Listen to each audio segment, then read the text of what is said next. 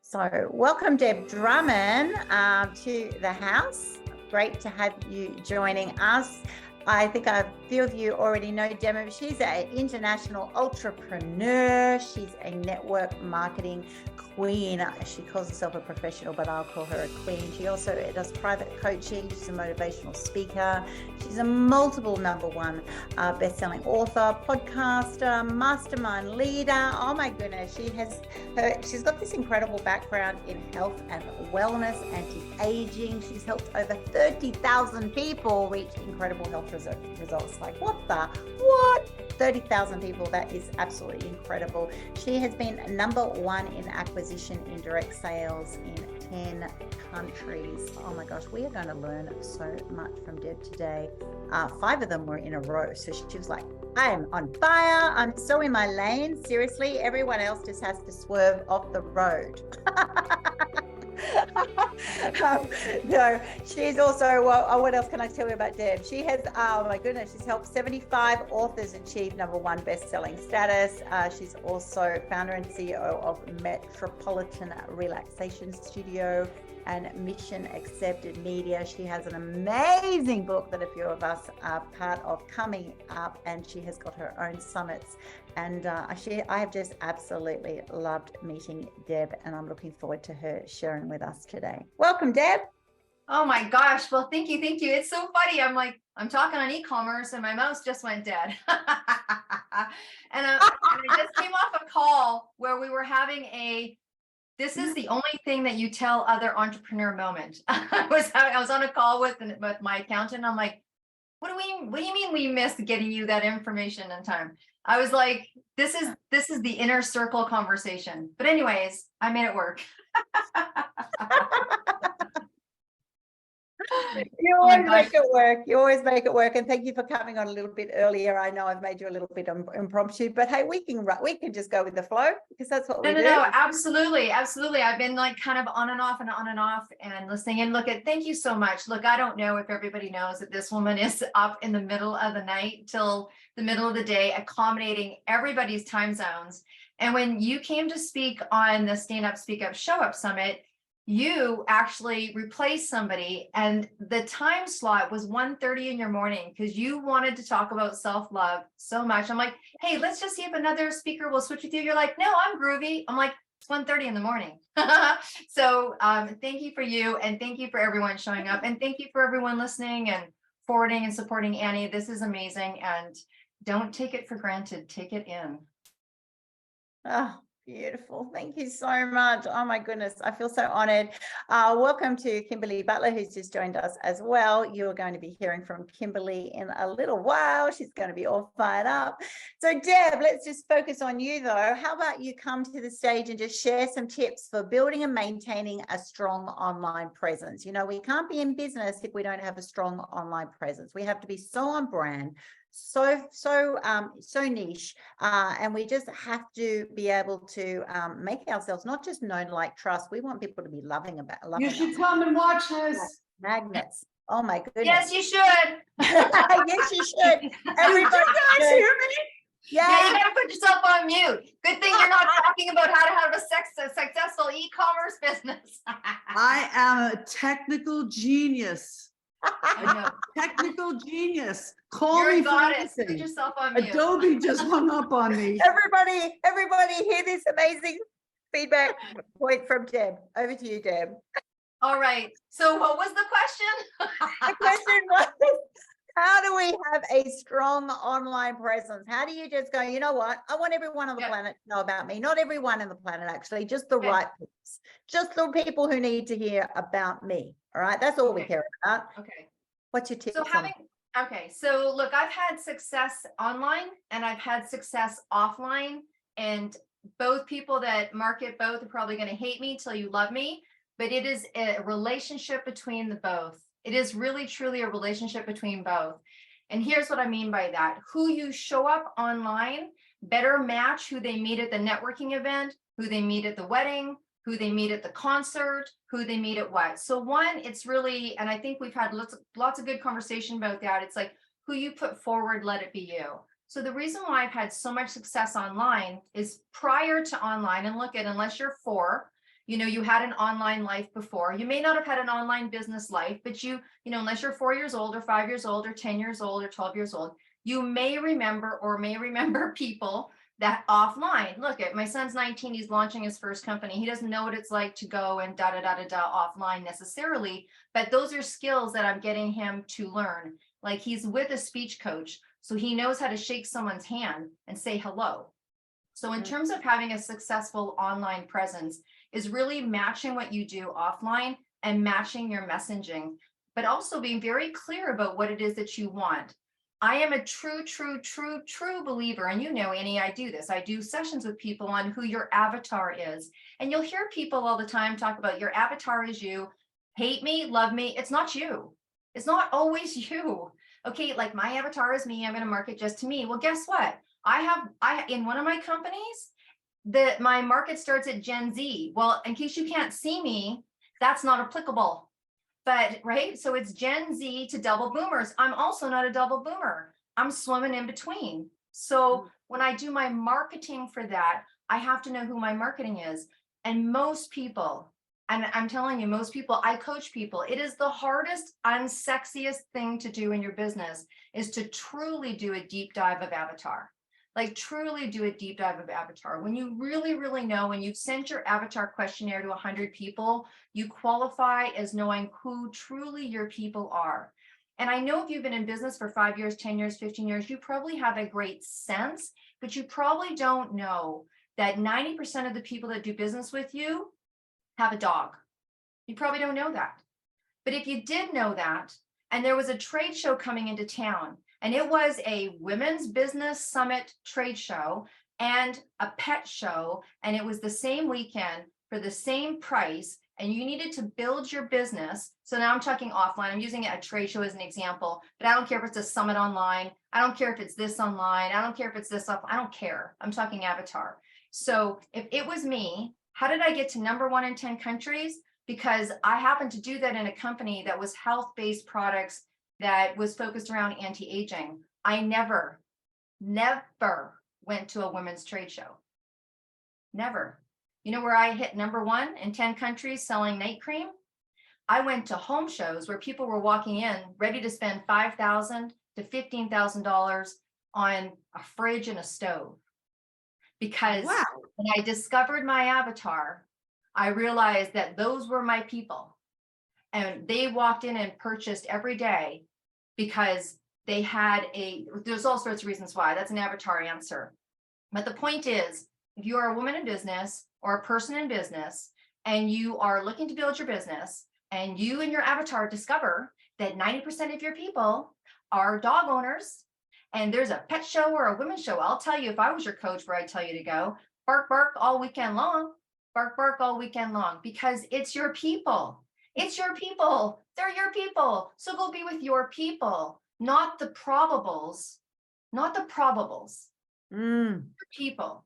And so when you want to have success from an e-commerce, an offline or an online or whatever it is that you're doing, then if you really truly understand where your people hang out, not where you want to hang out. Here's a great one, great example of this. Okay, so predominantly I'm on LinkedIn, Instagram, and Facebook. Those are my social platforms, right? People are like, you should go on, you know, people used to say to me, you should go on TikTok. I'm like, I'm #1 in the company. I think I got it. Right? They're like, all right, good enough. But the point is, in my avatar, it asks people where they are. If they were on TikTok, guess what? I'm tickety-tocketing all day long, but they're not on TikTok. Or they might be on TikTok, but they're only 20% of my people. But where are they? I can tell you where they are. They're on Facebook. Guess where I hang out? Facebook. Are they on LinkedIn? Yep. Do I hang out there? Yes. But it's the third social place I go to in the morning, not the first. Those things will change everything.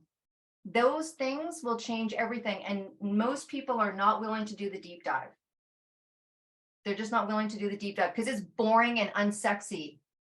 I'm going to make a questionnaire. I'm going to send it out to people. I'm going to ask them if they're going to do it. What am I going to, I don't want to ask anyone to do that because like they would have to be I have like 10 questions now, so I'll wait till later. All right. Put them in the chat. Okay. Put them in the chat. Huh? Okay, so does that answer your question? As unsexy of an answer as it is, Sure really does. is that. Sure does. It's such a great thing of be with your peeps, be where they hang. Absolutely. You know, what's the point of hanging out, spending all this time, energy, whatever, if they're not there? I've had the same thing. Why aren't you on TikTok? I go, come on, people aren't on TikToking. They're not TikToking. You know, if they are, I'll go there. You know, it's right. Why hang out somewhere that they're not there? And I love what you've shared there, Deb. That's right. It's the deeper stuff that we might not have known. I love the dog thing. That's so true. You know, it's kind of like, well, they're going to ditch you because they love their dog more. No, I want to put ads up for my business on LinkedIn, but holding Layla, because everybody, you get the hits that the dogs get is like the highest hits, and it's her birthday. So I'm going to do that on LinkedIn today. Happy birthday, Layla. Exactly. They do. They absolutely love them. Absolutely love them. Oh my goodness. I love that, Deb. And I love that also do that friggin' hard work, ladies, because to deep dive, because it might not be, because your avatar might shift as well. Like my avatar has shifted. Like, you know, if I look who I was talking to 3 years ago, it's not the same people now. You know, now they come to me for elevating their global brand and having this, you know, magnetic brand and brand. 3 years ago, they used to come to me for business coaching, and now it's kind of like, you can still do that, but if you're not speaking to that person, that main group that are coming, oh my goodness, we're missing so much. And I love that too, Deb. That you know what? It's not sexy, but it's necessary. So necessary. And it's the verbiage. Like, I mean, you're not going to do a shout out for myself, but I will. That I meet with people and we do a 3-hour deep dive avatar session, and in that session, it's a million aha moments. But now you can take that information, and if you're working with someone in branding or marketing, or, you know, if I'm working with you, great, we can take it. But if you have other coaches and whatever, it's like, look at you can do a really distinct deep dive. You find out all your elements, because it really truly is the difference of 3 words. It's the difference of 3 words when you're talking to somebody, because you're really talking to them. You're talking to this part, right? You're talking to this part of them. But everybody else, we're talking to like that prefrontal cortex where they're taking it in. But you want to ding off back here. And it's really that deep dive that will show you the verbiage that you move. The difference between that's groovy and that's sick. Do you know what I mean? Like, I can talk to my girlfriends and I'm like, hey, stay groovy, right? Because you guys all know, because you're like hippies like me. But when I'm talking to a Gen Z and I'm like, man, that's sick. You know what I mean? Not to be like a trendy mom or whatever. I am a pretty cool mom, but not to be that. But it comes down to you're loving that. So, but it really can be even the difference of the verbiage, and that's the stuff that I say that it's unsexy. But you know what? Money's sexy. So people on the other end of the phone saying yes to do, that's sexy. So that's how I've been able to do that kind of in a short period of time. Okay. You have been so powerfully and successful in your sales ability. So you are a queen of sales, right? Which means you've got to just be kick-ass. You've got to be so consistent, present, but you've got to get your peeps. You've got to know what they want. You've got to be able to do that closure. What can you share with us about, you know, effective tools that you've used? You know, what are your main, you know, secrets that you can share with us on, you know, whether it's the way is it the way you market yourself, your solution focus? Is it the fact that you just get them and you've got sort of bite-sized little bits that you know that they want? How have you approached that to be number one? Okay, so 2 things. One is I'll give you what I can in the time that I have. The other is I honestly have a class where I heard a few years ago a very clear message. If you don't get that, that's cool. I got a very clear message that it was time to give it away. And honestly, I will share in a class my exact follow-up formula. I don't call it follow-up. I call it, because you understand follow-up, but here's what you need to do. You need to change the idea of follow-up into profit calling. You know, stop saying I'm following it, because you're all like, as soon as I'm like, hey, guess what? Hammond, have you done your follow-up? You're like, like follow-up's not sexy either, right? It's not one of those things. You're like, I became into an entrepreneur so I could go and face rejection every day. Friggin' awesome. Let's do this. Let's rock. Woohoo. Right? So you got to turn it into profit calling. And I have a formula that I'm happy to share, and I have a class and book and blah, blah, blah. Okay. So I sound like I'm doing a PR for me, but really I've just taken these things that everybody asks me and made it accessible. But what can I tell you? So I can tell you that in terms of being able to close sales, is that most people, and I'm going to tell you, like, there's a stats between 86 to 87% of people stop going to the same person asking for them for your business after the third call. First call, they're groovy. They, they get the gumption up, they put on the tough skins, cream, whatever in the morning, and off they go and they make that call. Hi, I met you at this networking event. I'd love to get together with you, blah, blah, blah, blah, whatever it is. Or I saw you at the show, or you said you liked something of mine online and you send a message and you're like, hey, I'm glad that you liked my picture of blah, blah, blah. Would love to get together with you. I see that you do this because you vetted them, because you looked at their stuff, and you make a time to get together. Perfect. Woo. Not so much rejection. Then you meet and you're like, oh my gosh, that's so great. You're so cool. Oh, Kimberly, you have a dog. I have a dog. Blah, blah, blah, blah. What do you do? This is what I do. Oh, okay, great. Or you go right for the sale because they've liked your, before and after picture of your, I don't know, fashion outfit. And you're like, hey, if you really like it, I've got this and I've got that. And you go to the website and you get to know people, right? Cool. Mm-hmm. Great. So you're either hoping that a purchase happens there, an interaction happens there, whatever it is. If not, then you go to that third call. Most people are still okay with the third call because to them, that's the follow-up call. They're really following up. But now they're like, I don't want to bother them. I might not want to bother them. Oh, it's their busy season. I love people that make up excuse for people. I love it. I'm like, wow, really? They're so busy they can't talk to you because what? They're renovating their house? Yeah, they're going to renovate their house for 6 months. When are you going to call this person? Next Christmas? Like, what are you doing? So then they'll brave up and call the third time. By the time people get to the fifth time, they could be sick to their stomach. They're making up all these stories. Oh my gosh, they don't want to talk to me. Oh my gosh, because our business self-esteem and our self-esteem starts to merge at that point sometimes. And anything over here that's not top dog is going to show up over here. It just does. I mean, that's a whole mindset. And, you've had people talk about mindset. So the thing is, money doesn't start till 5. Money doesn't start till 5. And you hear people say, when people get to know you, trust you, and there's this whole thing around they get to know you, trust you, and that plays a part of it. But I will tell you that over 87% of sales happen between the 8th to 12th time they know you. 8 to 12. So most people keep harvesting. They keep putting out the seeds, but they don't go all the way to the tree grows, the fruit grows. Like they don't hang in there long enough because they get disappointed. They get disillusioned. They think it's about them. They think that person's not their person. They think that they're pestering. Oh, I love that. I'm being salesy. I'm being pushy. All those things come into people's formulas, right? But I'm just telling you, when you get to understand sales, you will know 2 things. One is when you meet somebody, if they're short-term or long-term. Is it a short-term or long-term? Hey, Annie, I got introduced to you from somebody. Well, that just took up 4 points of interest.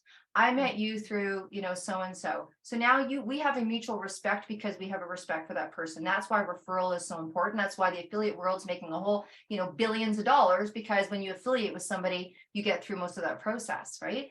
But, you're busy. You have a life. I don't think that. I'm self-concerned. Most of us are self-concerned. We're not selfish. We're self-concerned. We think you're not getting back to me. Well, you're not getting back to anybody. You're on freaking holiday. I'm taking it personally. So you have to be willing to go all the way to 14. You have to be willing to go to 14, and you have to be willing to go the distance. Because if I go the distance with you in the sales process, if I've contacted you for 6 months and you do business with me, I'll go the distance if something goes wrong. I'll call you back if you need me. If you refer me, right? And so most people aren't willing or understanding that process. They don't get themselves emotionally through that sales cycle. And it's their sales cycle. It's their sales cycle. They think it's your sales cycle. It's your sales cycle, right? You got to get yourself through that 8th call. You got to brave up, right? And because you think it's about you. So it's one, not about you. And know if your people are short or long term, and both are okay. Know when to ask for the sale and know when to weave back. That comes with practice, and that comes with, I always say, blow off your first couple podcasts, blow off some sales in the beginning, suck till you don't, right? Suck till you don't. I mean, that's the truth. It's 30 years, suck till you don't. There's some great top level experience talking, right? There you go. Write that down. Suck till you don't. I want a bumper sticker. Suck till you don't. That's right. It's a good bumper sticker. Absolutely. I think Deb's got to own that one. That is so true. I love that. It is so much about ourselves, really, when you start unpacking that mindset, because that's right. I love it. I've had people do that to me. I haven't contacted you. And I go, why? And they go, oh, because you're busy. I'm like, I've got 5 kids, 2 granddaughters, whole collar kids, and a couple of businesses. I'm going to be busy to the day I die. Like, just call me, it's like, well, if it's Wine for me important, and put it on the casket. and I'll also go, because once you get to the other stage like us and start going, oh, that's right. I'm like, oh yeah, just keep calling me, because I'll know it's there. It's like subliminal. And I'm that person, Deb. I'm that, like, the 10th time going, oh, so sorry. Yeah, I have been really busy, but like, I'm so keen. And what I have for is respect, though. I go, that's right. If Deb Drummond's called me or text me 10 times, I go, you know what, when I need her, she'll go to friggin' war for me, like that. And that's what you're wanting. Like, when you're in business, you go, whether you're getting a real estate agent, whether you're doing whatever, you go, that person has got my back because they're committed to me, so it's not harassing. They'll tell you if you need to just, piss off. They'll just go, like, that's right, we're not there, and you'll feel that. But for the rest of the time, it's when and I think that's something that it's such a growth experience for us, isn't it? And you must have done that, Deb. You didn't just become that way. You've learned that over the years, that you went, I feel like I'm annoying them. I feel like, do they not like me? I feel, is it, but this is all in your head, but like, I'm not saying this. Maybe Of course. No, absolutely. Oh, and here, and fair warning. So 2 things I want to share that I share with my clients, and they have great success with in that. And then I'll tell you, how you get these thoughts when you first start your business and and here we are. Well, guess what, Annie, when we level up, we go through it again. When we're going to a room that we think that there's people that are better, make more money, have more dots behind their name, they've got 40 years in business, blah, blah, blah. When I go to have dinner with Gloria Steinem, I'm going to be sick to my stomach, because when you level up, you re-question, am I getting enough? Is this imposter syndrome? And it's all this neuronal blah, blah, blah. That's why you need coaches and support and a cool team. And what she was talking about later, having that sister there, that's like, are you kidding? So every time you move to that level, like when I call someone the 15th time, I'm like, this is interesting. We all kind of go through it. It's just that some of us, you go through it sooner. 2 things is when people go, yeah, but they've been getting my email, or they're on my social media, or I'm liking their stuff. Every 3rd time you reach out, you don't have to call someone 14 times for the sale. They can get your email. You can reach out on social. You can invite them. They can be on a summit and those things. But every 3rd time has to be your voice. Every 3rd time has to be your voice. An audio message, right? That's why I love WhatsApp. I can do a little video. Like, I can video you, right? Like, hey, la, la, la, la, right? They have to hear you, see you, sense you. And then you can do your email. Then you can do your this. But every 3rd time should be your voice. Oh, that will really help. That will really help. Yeah, because it's the personal. And whether this is now the 4th time this come up, every speaker will say, because people do business with people personally rather than the business brand name. It's the personal.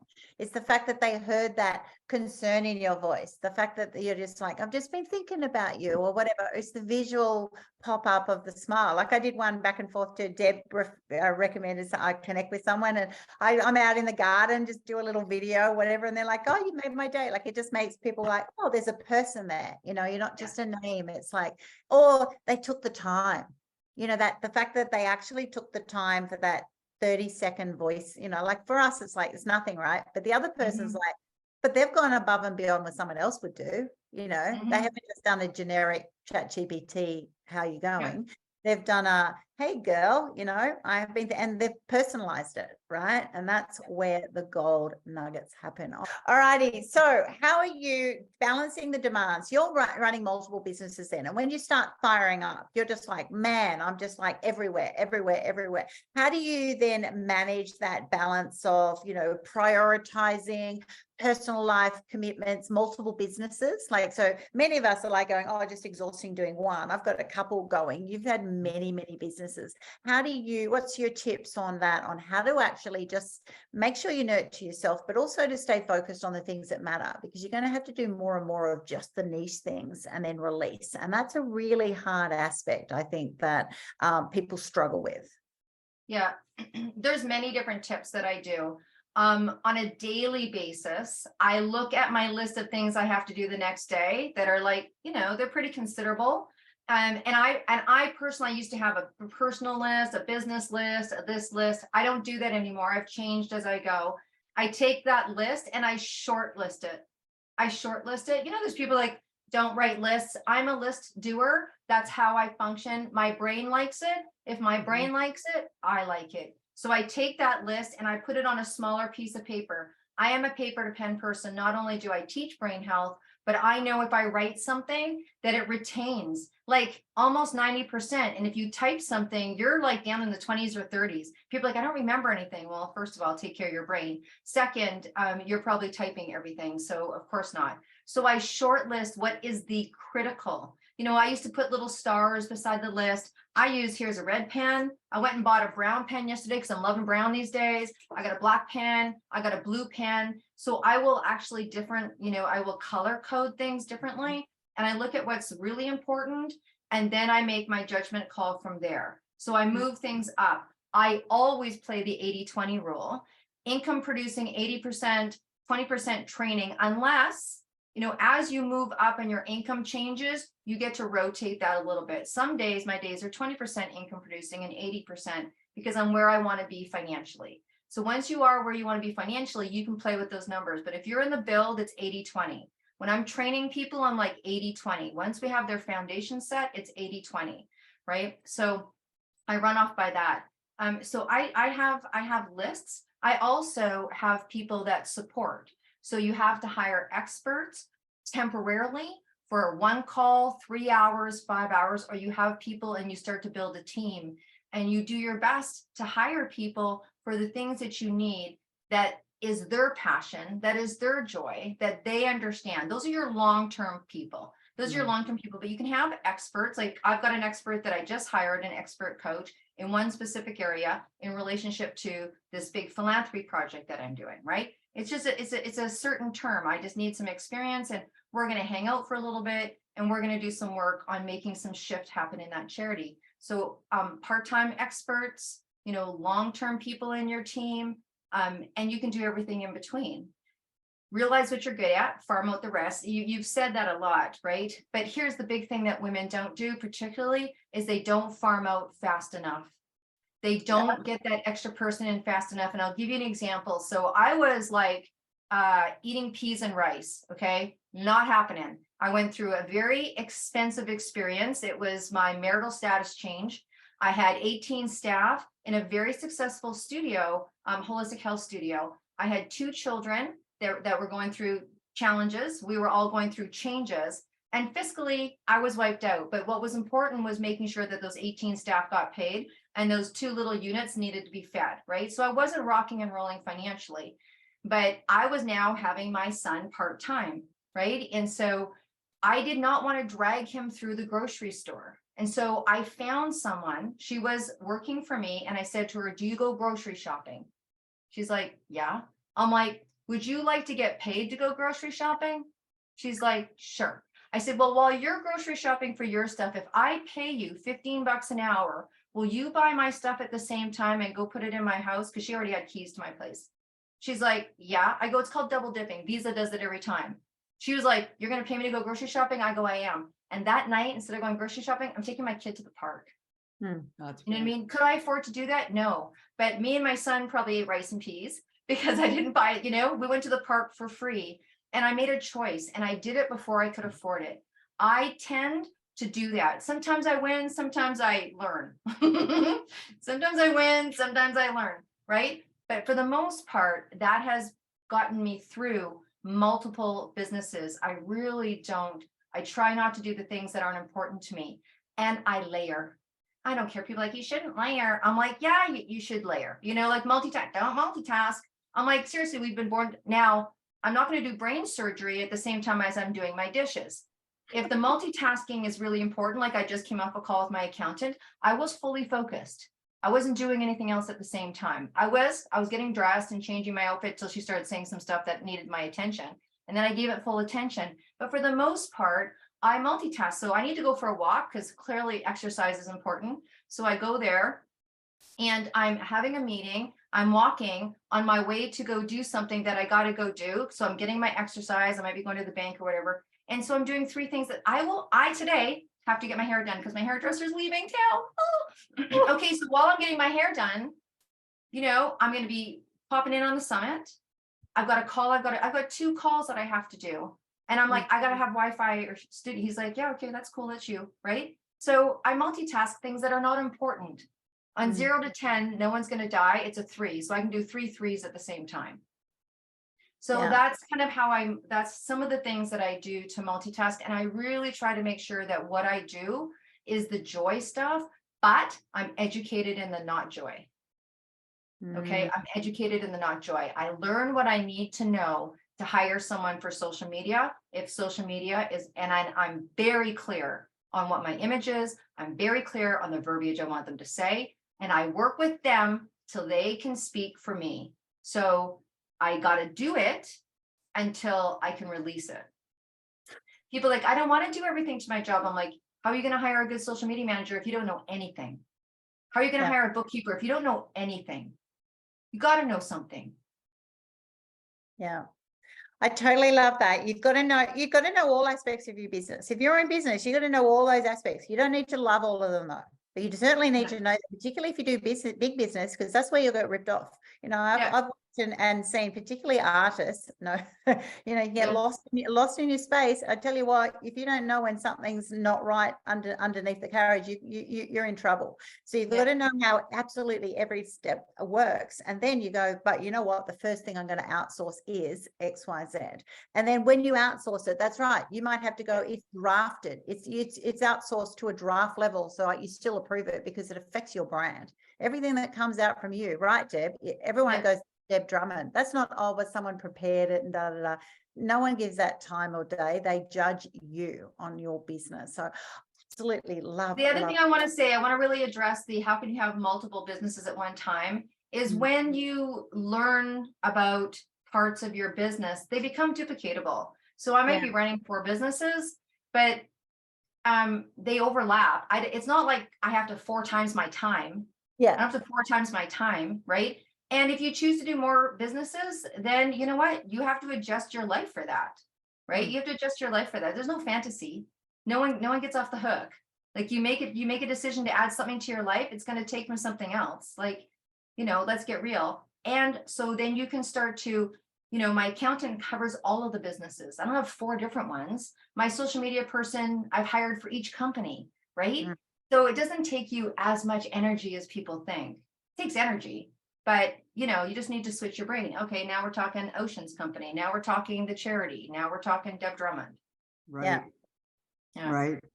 Because I find that all those things keep coming in while I'm trying to focus on one thing. Yeah. So I've absolutely stopped and I hyper focus, I call it now.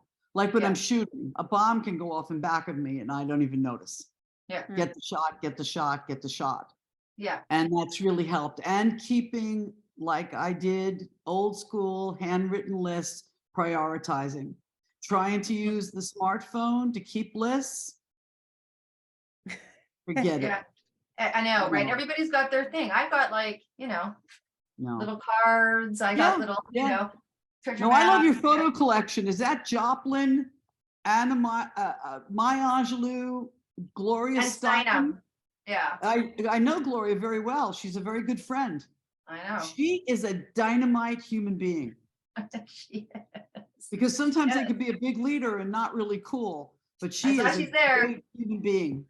I see her. My goodness. I love it. I love it. I love it. Oh, I'm really I'm just loving all of this. I love one of the comments in the chat too from Susan talks about overcoming perfectionism though. So I'd love you to even speak to that, Susan, because that's it. All of this can be great once you actually just get, into your space. You're so busy just being and feeling comfortable in that. But the perfectionist then gets stressed. The wheels fall off when you've got to have everything perfect, when you don't want to release anything, you don't want to relinquish it, you don't want to have to do the deep dive because it suddenly makes you more vulnerable. I'd love you just to have a comment so that I speak to that one correctly, Susan, before we bring Deb to respond to your comment.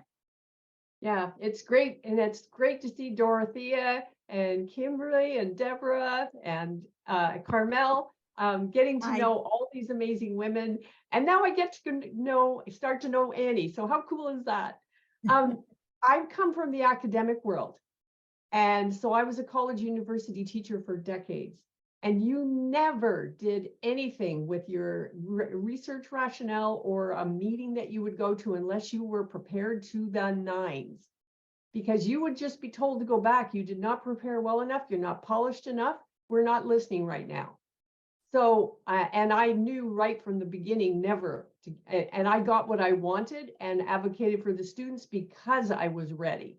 Every detail was there. Entrepreneurship, opposite. So I've learned that my minutia, getting in the weeds, the detail, the polish, comes from a very honorable place. But I have had to find a way to understand personal growth and quantum physics and, you know, the whole Esther Hicks and so on. And that's about showing up. And Deb is really big about talking about just show up, stand up, speak up. So showing up for me in the personal growth energetic world is about creating momentum.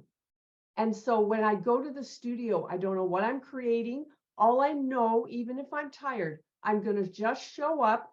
And if I'm just there to create energy and movement with no agenda, then the next good art piece, the next piece of glass I need to pick up presents itself.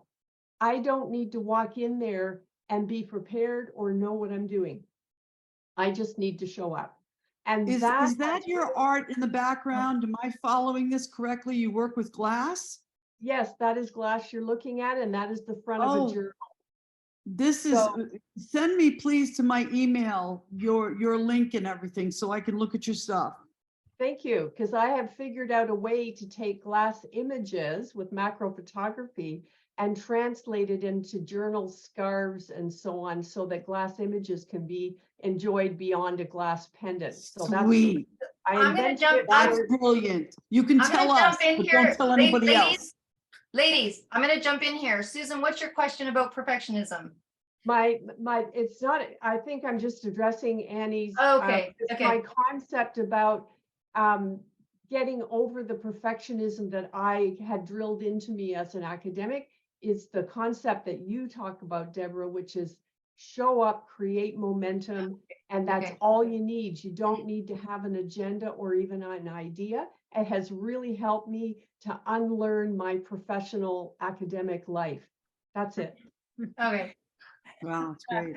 I think that it's so true that there can be different spaces though in the academic life, you know, that is maybe necessary to be that specific, that concise, that perfect at times. You know, if you're so niche, then yeah, that's right. I want my scientist, my doctor, my whoever to be, you know, as perfect as they can be in a very specific space. But I love what Deb was sharing there, that, you know, I love the way you love a list and then you triage your list, and that it's sliding, it's moving, it's reprioritizing, because suddenly, that's right, one of your kids suddenly has a melt, you need to have that mama time, or some other opportunities happen that you need to move. You to be that flexible and sliding doorsy in your ladder, if you like.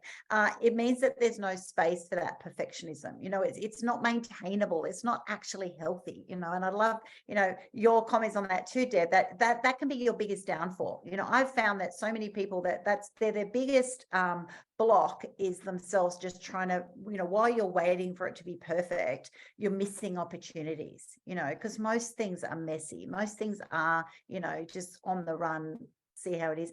And also, I love your perspective on that, Deb. I actually think people appreciate it.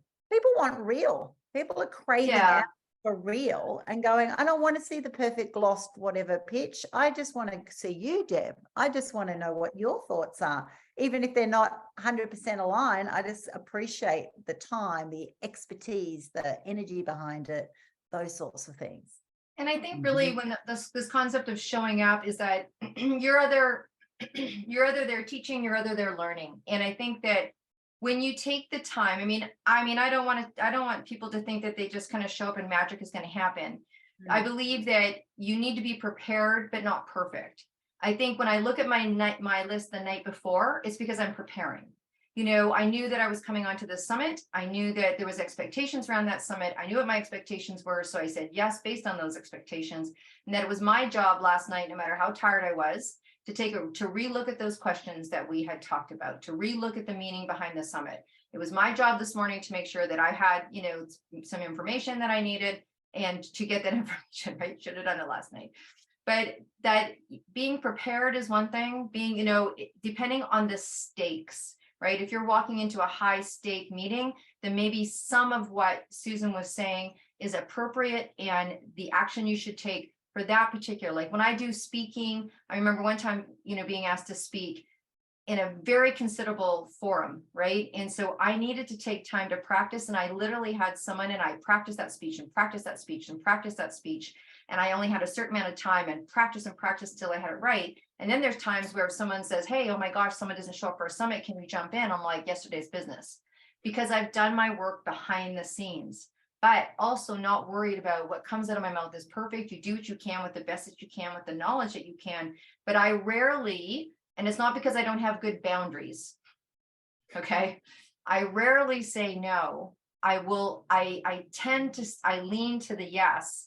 For that experience, I have a philosophy that things come to me for a reason. I'll at least examine it, right? I'll at least examine it. It may not be for me and I'll hand it over to someone else, but I might need to meet that person for a reason. But yeah, waiting to be perfect. I love this when people are like, oh, I'll just, you coach as well, Annie. So, like when this and this and this is ready, I'll do the coaching. I'm like, your bank account's not going to change, right? Like people think they need to be prepared to get coaching. They need to prepared. Oh, I'll come and learn about being a podcaster on your podcast class because I'm going to start one in 6 months. Well, okay, you just go make all your plans with all what you don't know.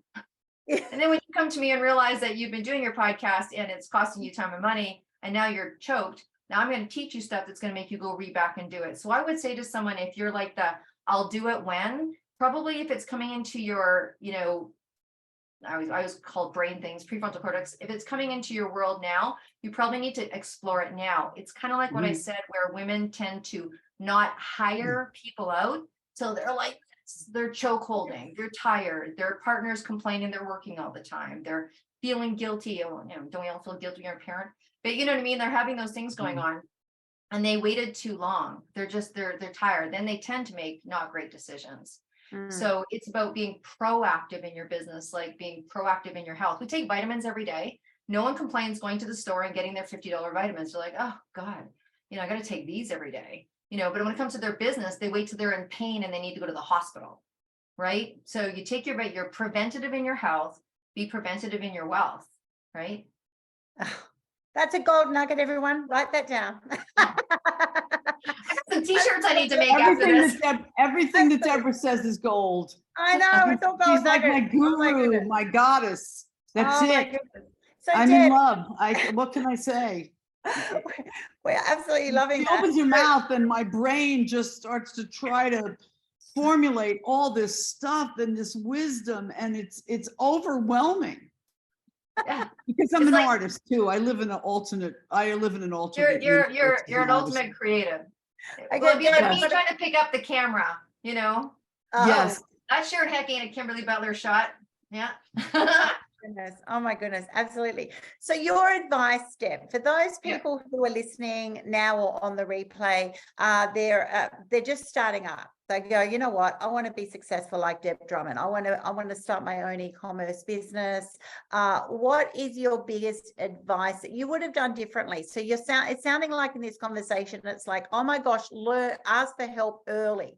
Learn how to do things now. Don't wait till you're perfect. It's like, don't wait to, those people who won't go to the gym until they look good in the gym gear, like freaking go to the gym, like look shit, like just get there and that it'll start falling off, right? You got to be in the space to then learn those friggin' gold nuggets that we're able to come to summits and to share for like free, like it's ridiculous value. But what's your advice to them? For people that are just starting, just venturing, and we covered you think that you have to have it all together before you start. If you want to have a successful e-commerce business, then like the number one thing that we talked about is really laying out that avatar And if I could go back in time, look, when I decided to be an entrepreneur, there wasn't even a networking group for women. I had to start one Sunday at 2, and you could bring your kids, right? There was 3 or 4 of us that thought, oh, and I was going to be an entrepreneur in the holistic health arena in aromatherapy, and no one knew what that was. So I had a lot of eye rolling and all that kind of stuff. Now people kind of eye roll themselves. But if I was to go back in time, I think that I would align myself quicker with people. I mean, I was with women. There wasn't that many of us that wanted to have, but there's so many forums now of women that really want to help you get to where you're going.